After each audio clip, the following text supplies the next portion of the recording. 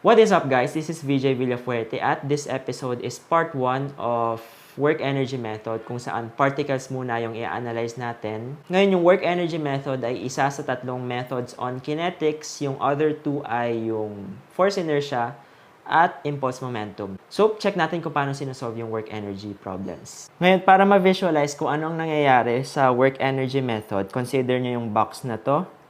Tapos, imagine nyo na nagta-travel siya along this irregular path. Yan. Drawing na rin natin yung positions ng box at different points along its path. Tapos, syempre, at those different points, iba-iba sila ng velocity. So, dito sa position na to, may velocity siya. Iba rin naman ng velocity dito, dito, at dito. At syempre, hindi lang velocity yung iba sa kanya, magkaiba rin sila ng height. So, ang height ng box dito sa position na to ay nandyan. At yung height or elevation ng second position nandyan. At ito yung height ng pangatlo at height ng pang-apat. Ngayon, ang sinasabi ng work energy method ay kung magseselect ka ng dalawang points along the path na tina-travel ng object. So, for example, gusto kong iselect yung point na to at yung point na to, marerelate mo ang variables na velocity at height through this equation. So, anong equation na yon? 1/2 mv squared plus mgh ng position 1 ay equal sa 1/2 mv squared plus mgh ng position 2. Pero for example, magdadagdag tayo ng spring. So, may spring na nakakonect sa box habang nagta-travel siya sa path na to. Ang equation mo ay madadagdagan ng isang component, namely yung plus 1/2 kx squared. So, 1/2 kx squared sa position 1 at plus 1/2 kx squared sa position 2. So, explain ko lang kung anong ibig sabihin ng bawat variable na yan. Ang m ay yung mass ng object. Usually naman given yun. Ang v ay ang velocity ng object at that point along its path. So, kukunin natin yung velocity ng object along this point for position 1 at along this point for position 2. Ang g ay yung acceleration due to gravity. Ang h ay ang elevation ng object at that point. So, at this point sa path ng box, ito yung height niya na makikita nyo equal din naman sa 0. At this point naman, ito ang height ng box. So, ito ang ipa-plug in natin for H1 at H2. Next, ang K ay ang spring constant at ang X ay ang deviation ng spring from its undeformed length. So, anong ibig sabihin ng dalawang yon? Review natin yung mga characteristics ng spring. So, sa spring, kapag may problems na involved ang spring, dalawa lang ang importanteng quantities na kailangan yung alalahanin. And that is yung spring constant na tinatawag na K at ang undeformed length. Yung spring constant ay depende sa klase ng spring. So, for example, meron akong spring dito na galing sa ballpen. Ngayon, iba ang spring constant niya compared sa spring na let's say galing sa kotse. So, mas stiff ang spring ng galing sa kotse. Ang ibig sabihin din nun, mas malaki ang spring constant niya. So, sa undeformed length naman, ito ay isa sa pinaka-confusing na concept sa spring kasi iba ang undeformed length sa ginagamit na X sa work energy method. So, explain ko na lang muna. Kunyari, may spring ka na wala akong ine-exert na kahit anong force sa kanya. Kung ano yung length ng spring na to, yun yung undeformed length niya. So, ang X na ginagamit sa work energy method ay ang deviation ng spring from its undeformed length. So, let's say sa spring na to, 1 inch yung kanyang undeformed length. Ngayon, kapag i-expand ko siya, siguro magiging 1.3 inches siya. At this point, ang X sa equation ng work energy ay equal sa yung deviation niya nga from its undeformed length or 1 inch minus 1.3 inch. So, there. Yun yung ibig sabihin ng deviation from its undeformed length. Ngayon, hindi nyo na kailangan alalahanin kung 1.3 inch minus 1 inch ba siya or 1 inch minus 1.3 inch? Kasi naka-square din naman yung x. So, on all cases, magiging positive naman ito. Similarly, kapag kinumpress ko naman yung spring from 1 inch, sabihin natin naging 0.8 inches siya, ang magiging x niya is equal sa 1 inch minus 0.8 inch or 0.8 inch minus 1 inch. Parehas lang naman sila kasi isi-square mo rin naman yung quantity ng x. So, ngayong na-refresh na tayo sa properties ng spring, balikan natin yung malaking equation na to. Pwede siyang i-shorten into this equation na T1 plus V1 is equal to T2 plus V2. So, ang T1 dyan ay kinetic energy which represents this. So, yung 1/2 mv squared pwede nyong tawaging T1 or kinetic energy. So, by the way, hindi ko alam kung bakit T ang ginawang symbol for kinetic energy. Kung ako siguro to gagawin kong K1 ang kinetic energy. Hindi ko rin alam kung bakit V ang ginamit for potential energy. Siguro kung ako to gagawin ko tong P1. Pero yun yung ginagamit sa book eh. So, let's just stick with the conventional na letters. T1 for kinetic energy, V1 for potential energy. So, di ba ito ang kinetic energy, 1/2 mv squared. For potential energy naman, at least sa situation na to may dalawang klase. Isang potential energy dahil sa gravity at isang potential energy dahil sa spring. So, yung both mgh at 1/2 kx squared ay nagpo-fall under V1. So, similarly, ang 1/2 mv squared at position 2 ay nagpo-fall under T2 at yung both mgh at 1/2 kx squared at position 2 ay magiging V2. So, dito sa equation na to, ang ibig sabihin lang ay ang potential energy plus kinetic energy at any position ay equal sa potential energy plus kinetic energy at another position. So, yun yung law of conservation of energy. Pwede rin natin itong i-modify ng konti. Siguro, familiar din kayo sa equation na to, T1 plus U1 to 2 equals T2.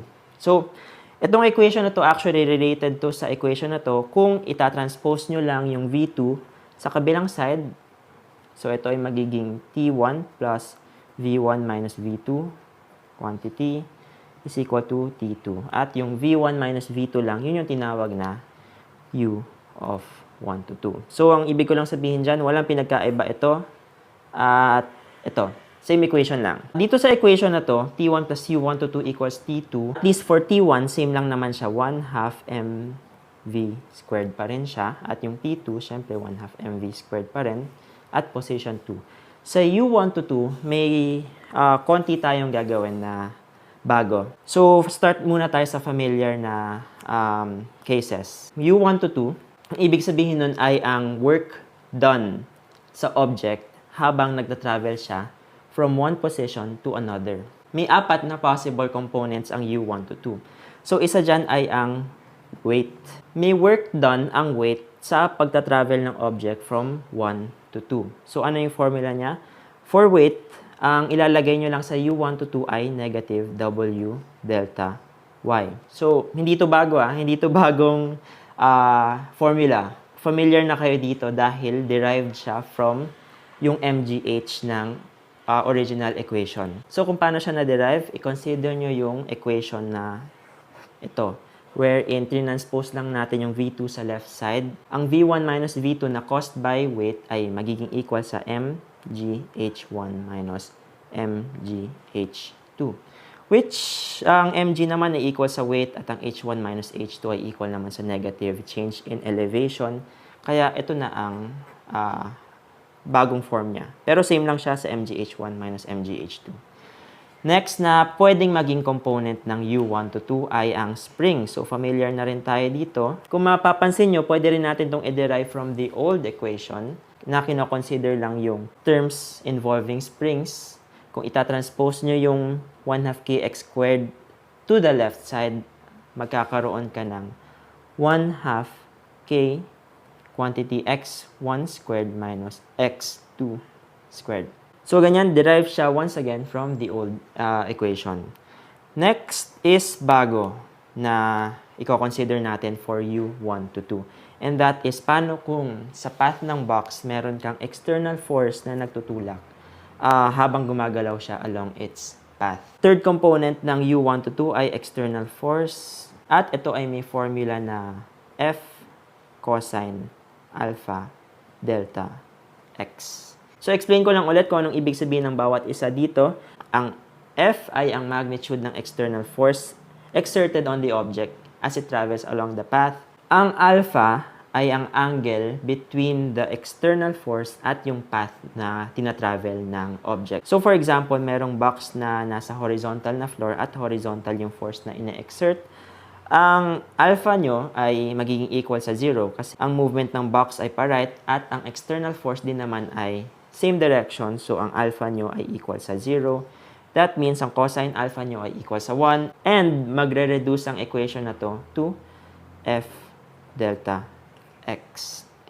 Now, different scenario paano kung ramp siya at yung force nyo ay at an angle na different sa angle ng ramp. So, for example, may angle theta ka at angle alpha naman na angle ng force with respect to the ramp. Ang magiging equation niyan ay F cosine alpha delta x pa rin. So, ang angle alpha ay equal sa angle between the direction ng movement ng box, which in this case, up the incline, at yung angle ng external force. So, ito yung alpha na gagamitin for this scenario. Next is that ginagamit din kasi yung quantity na to para ma-describe yung work done by friction. So, for example, meron kang inclined plane ulit at may box na nagta-travel along a plane na may friction. So, kung ganito yung movement ng box, di ba ang friction palagi nagre-resist ng movement? So, opposite direction siya. At kung mapapansin nyo, ang angle between the movement of the box at ng direction ng friction ay 180 degrees. Ang cosine ng 180 ay negative 1. So, ang equation na to ay magre-reduce sa negative F delta x. So, yun lang naman ang different cases kung saan nakaka-apekto ang external force sa movement ng object along a path. Ang last na pwedeng component ng U1 to 2 ay external moment. So, external moment, di naman to madalas lumalabas sa exam. So, daanan lang natin yung equation niya. At ang equation niya ay m times theta 2 minus theta 1. So, ulit, ang ibig sabihin ng m, yun yung external moment applied to the object habang gumagalaw siya sa path. Ang theta 2 ay ang rotation ng object at position 2 at ang theta 1 ay ang position ng object at position 1. At both of them dapat in radians. So, explain ko lang kung ano ang theta 1 at theta 2. For example, meron kang rod at dahil sa nag-apply ka ng external moment, naging ganito na yung position ng rod. Ang mga angles na theta 1 at theta 2 ay galing dito. Ito ang theta 1 at ito naman ang theta 2. At yun na lahat ng kailangan nyong alalahanin para makuha ang U1 to 2. Take note lang na pwedeng more than 1 ang idadagdag nyo sa U1 to 2. So, for example, may box na may weight, may spring na involved, may external force na nagtutulak sa box, at may moment pa habang gumagalaw yung box from position 1 to position 2.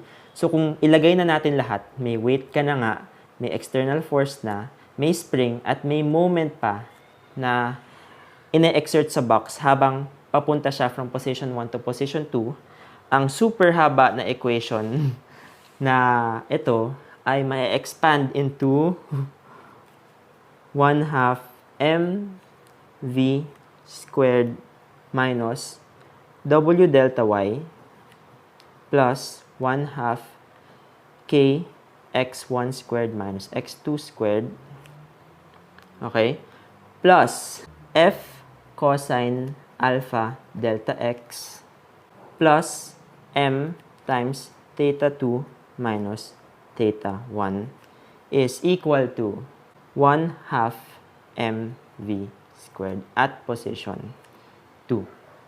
So, yun na ang super haba na equation sa work energy kapag given lahat. Kapag merong spring, merong external force at may external moment.